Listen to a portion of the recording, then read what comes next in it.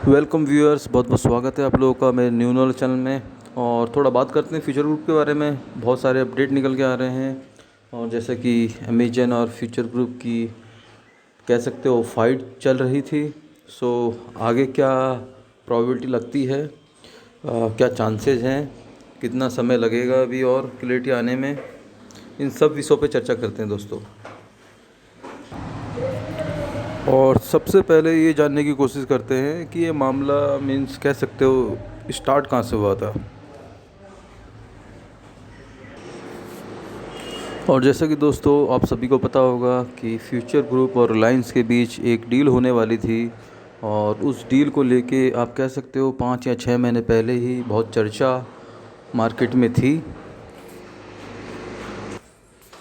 और कह सकते हो कि मीन्स 5 या 6 महीने लगातार वेट के बाद या पूरी अपडेट नज़र रखने के बाद 29 अगस्त को ये डील अनाउंस हुई, जिसमें कि फ्यूचर ग्रुप रिलायंस रिटेल को अपना जो पूरा बिजनेस है या एसेट्स है वो सेल कर रहा है 24,713 करोड़ रुपए में। और इस डील को अनाउंस करने के बाद इसमें रेगुलेटरी जो अप्रूवल थे सेबी और सीसीआई और मीन्स जो भी रिक्वायरमेंट अप्रूवल थे उन्हीं का वेट हो रहा था। तभी दोस्तों इसी में अचानक जो अमेज़ॉन कंपनी है यूएस बेस्ड, उसकी एंट्री होती है दोस्तों। मैं थोड़ा पूरे एपिसोड को समराइज वे में और शॉर्ट वे में बताने की कोशिश करूँगा कि जो नए लोग जुड़े हैं उनको भी चीज़ें समझ में आ जाए, सो दैट उनको डिसीजन लेने में हेल्प हो। सो दोस्तों लगभग 7 अक्टूबर में एक अपडेट आया कि अमेजन एक लीगल नोटिस सेंड कर रहा है फ्यूचर ग्रुप को और इस डील को रुकवाने के लिए। और उसने 2 या 3 पॉइंट रेज़ करे थे इस डील को लेके, क्योंकि फ्यूचर ग्रुप की एक डिफरेंट एंटिटी जो है फ्यूचर कूपन, उसके अंदर अमेज़ॉन का इन्वेस्टमेंट था। और अमेज़ॉन ने मे बी या है उसके साथ एक एग्रीमेंट किया था कि आप रिलायंस वगैरह या मीन्स उसमें जो सिलेक्टेड कंपनी या पीपल थे उनके साथ डील नहीं कर सकते। और उस फ्यूचर कूपन की हिस्सेदारी फ्यूचर रिटेल में थी, जो बिग बाज़ार इसका ब्रांड है। सो ये मामला था। तो अमेजन ने ये क्वेश्चन लगाए थे, एलिगेशन लगाए थे कि फ्यूचर ग्रुप ने मेरे साथ कॉन्ट्रैक्ट ऑलरेडी साइन करा हुआ है, सो वो किसी और के साथ डील नहीं कर सकता जो एग्रीमेंट में मेंशन है। ये एलिगेशन था दोस्तों। तो ये अपडेट आया था 7 अक्टूबर को। आगे क्या हुआ फटाफट जानते हैं दोस्तों।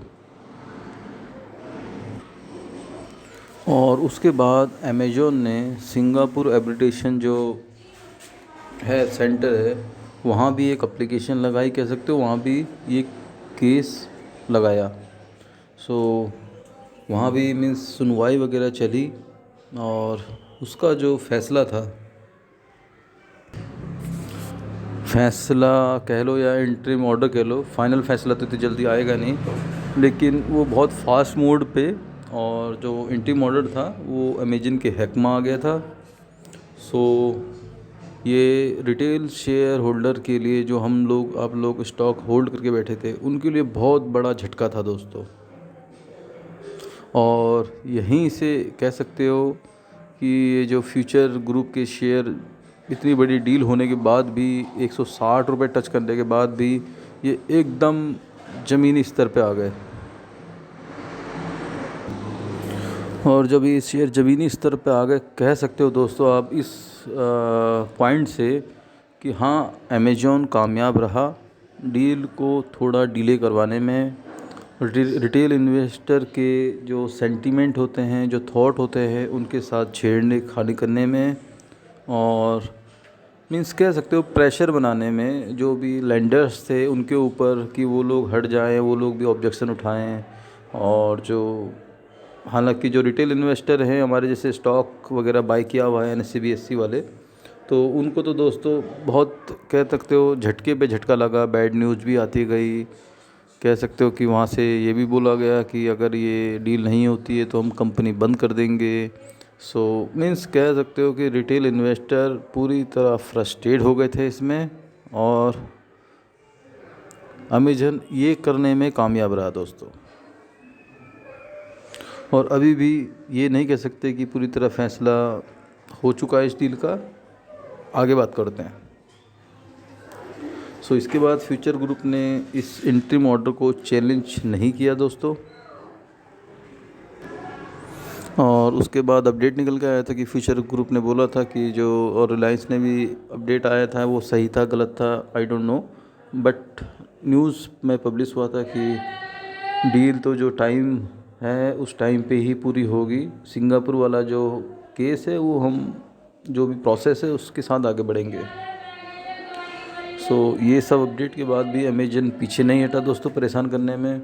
उसने सेबी को भी लेटर भेज दिया दोस्तों, और कह सकते हो सीसीआई को भी लेटर भेज दिया कि इस डील को रोक दो, क्योंकि मेरे पास इंटरिम ऑर्डर है फ्रॉम द सिंगापुर आर्बिट्रेशन। और कह सकते हो इन्हीं नोटिस के बाद,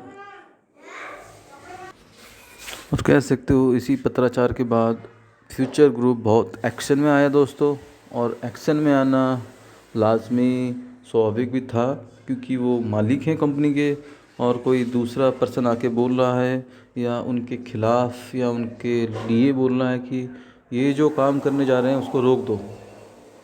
सो दोस्तों बियानी जी जाहिर सी बात है चेयर से खड़ा होने वाला ये स्टेप था, और वो इसको लेके जो एलिगेशन थे या फिर जो भी था अपना पक्ष लेके हाई कोर्ट पहुंच गए हैं, Delhi high court, future group.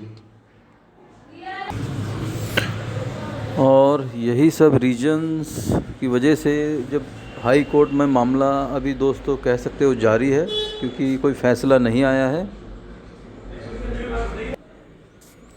और अमेजन की तरफ से बहुत सारे कह सकते हो इनपुट्स आए कि उन्होंने जो रेस्क्यू के लिए भी बहुत ट्राई किया या कोशिश कर रहा था अमेजन, जो अमेजन का पक्ष है।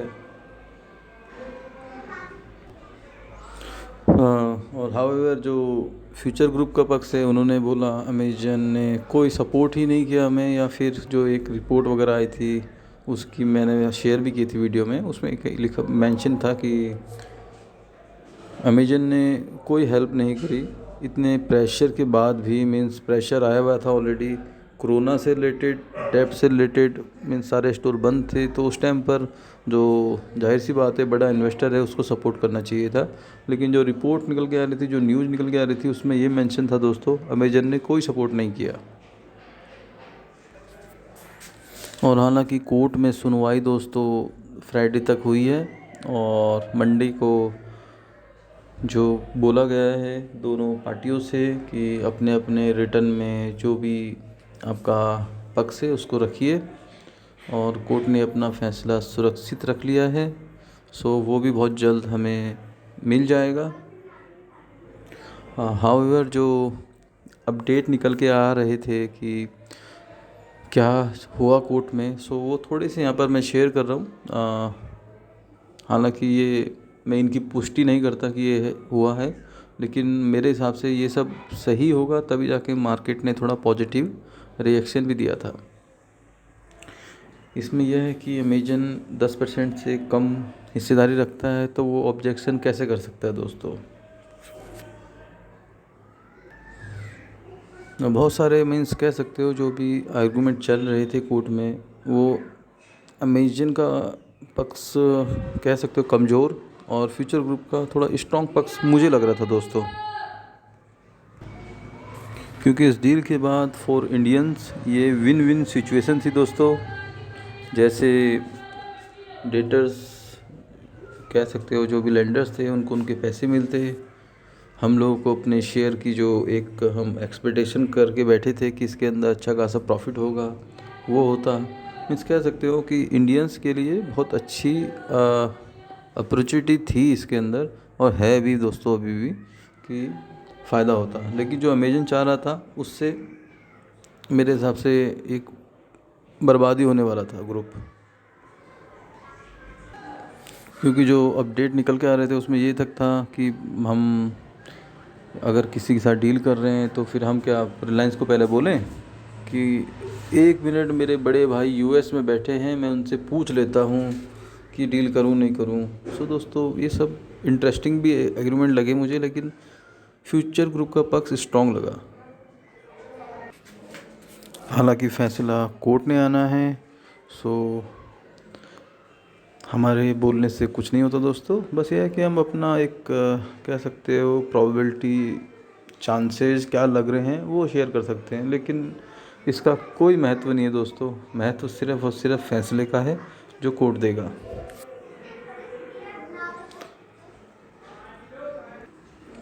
और दोस्तों, जो ये फ्राइडे को केस वगैरह चल रहा था, उसके मीन्स कह सकते हो इवनिंग टाइम में सीसीआई का एक ट्वीट आया, और उस ट्वीट ने दोस्तों पूरे मार्केट को हिला दिया। फ्यूचर ग्रुप के जो भी रिटेल इन्वेस्टर थे, उनके चेहरे पे खुशियाँ ला गए। दोस्तों, उसमें उन्होंने साफ मेंशन किया था कि उन्होंने फ्यूचर ग्रुप और रिलायंस की डील को मंजूरी दे दी है दोस्तों। सो ये एक अथॉरिटी की तरफ से मीन्स कह सकते हो ग्रीन सिग्नल था। और आप देखोगे कि इसमें जो सीसीआई की वेबसाइट है वहाँ भी मेंशन है अप्रूव्ड, और सपोर्टिंग में एक प्रेस रिलीज भी आई है सीसीआई की तरफ से। सो दोस्तों, इस अपडेट के बाद कह सकते हो इन शेयर में बहुत तेज़ी देखने को मिली हमें लास्ट के 10 to 15 मिनट के अंदर, और उम्मीद है कि कमिंग वीक में ये बहुत घोड़े से भी तेज़ भागेगा दोस्तों। चांसेस पूरे हैं, बट हाउएवर अभी कोर्ट का फैसला आना है। और पहले थोड़ा सा देख लेते हैं कि अगर ये डील मैच्योर्ड होती है या मीन्स कह सकते हो फुल्ली एग्जीक्यूट होती है तो क्या क्या मिलेगा, वो भी समझ लेते हैं। क्योंकि इस सीसीआई के अप्रूवल के बाद ये सारे शेयर फ्यूचर ग्रुप के बिल्कुल हमें ग्रीन जोन में देखने को मिल गए। और ये डील दोस्तों कुछ इस तरीके की है कि जो भी ये मेंशन बिजनेस हैं वो सब रिलायंस एक्वायर कर लेगा। उसके बाद एक फ्यूचर इंटरप्राइजेज में मर्जर होगा, और जो अदर एंटिटी है उनके स्वैप होंगे शेयर फ्यूचर इंटरप्राइजेज के साथ। जिसके पास अदर कंपनी के शेयर हैं उनको फ्यूचर इंटरप्राइजेज के शेयर मिलेंगे। और फ्यूचर इंटरप्राइजेज में ये डील होने के बाद और पहले रिलायंस की तरफ से इन्वेस्टमेंट भी की जाएगी। ये आप देख सकते हैं, ये शेयर स्वैप रेशियो है, किसको कितने शेयर कौन सी एंटिटी के कितने मिलेंगे। सो आप समझ सकते हैं कि अगर आपके पास for example 10 share future consumer के हैं तो आपको 9 शेयर मिलेंगे फ्यूचर इंटरप्राइजेज के। और दोस्तों, इस अप्रूवल के बाद और इस कोर्ट का फैसला अगर फ्यूचर ग्रुप के पक्ष में आ जाता है, उसके बाद मुझे जो इसके टारगेट दिख रहे हैं शॉर्ट टर्म में, मीन्स कह सकते हो नेक्स्ट वीक में या नेक्स्ट 8 से 10 दिन के भीतर वो ये हैं। हालांकि उससे आगे भी जाएंगे, लेकिन शॉर्ट टर्म में इतना तो टच करना ही चाहिए इनको। फ्यूचर सप्लाई चेन मेरे हिसाब से 130 रुपये टच करेगा नेक्स्ट 8 से 10 दिन के अंदर, अगर सब कुछ सही चलता रहा तो। Future retail 100 rupees, future life style 115 रुपये। ये दोस्तों शॉर्ट टर्म का टारगेट है जो ये अचीव कर देंगे 8 से 10 दिन के अंदर। फ्यूचर इंटरप्राइजेज लगभग 12.5 रुपये।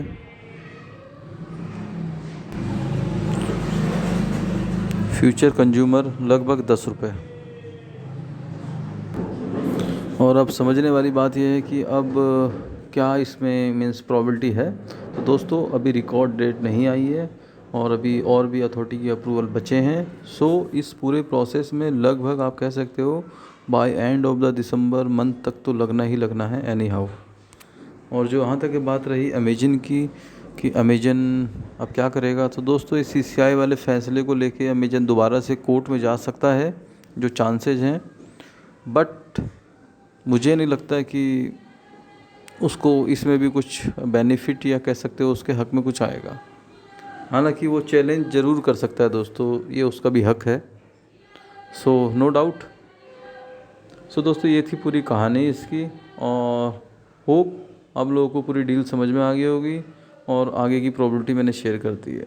अगर पूरी स्टोरी आपको समझ में आ गई हो सो वीडियो को लाइक और शेयर सब्सक्राइब जरूर करिए। थैंक यू दोस्तों।